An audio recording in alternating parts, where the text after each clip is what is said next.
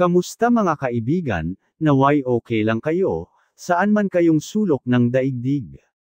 Ngayong araw balikan natin ang mga killer adlib ng lead guitarist ng bandang Mission Souls.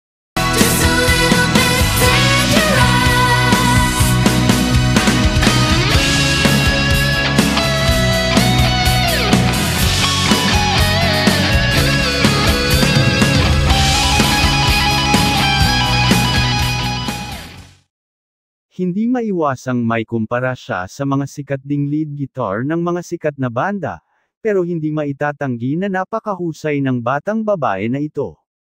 Siya si Neisha ang guitar prodigy, ang madalas niyang hawak ay ang paborito niyang Fender Stratocaster. Hawak pa lang ng pick ng kanyang gitara, alam mo na may special sa batang ito, lalo na pag narinig mo na ang mga skala at pag-a-adlib niya.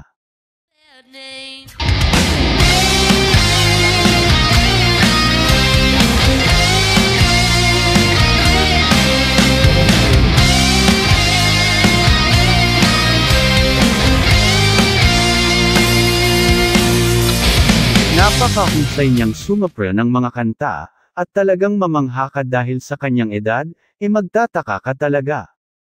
Kung paano niya natutugtog ang mahihirap na piyesa ng gitara. At gayon din naman kasabay ng pagtugtog nagba-backup vocals din si Neisha, kaya malaki ang parte niya sa kasikatan ngayon ng bandang Mission Souls, bagamat lahat ng kanilang miyembro ng pamilya ay napakatalentado, ikaw kaibigan isa ka ba? Sa napabilib ng bandang Mission Souls.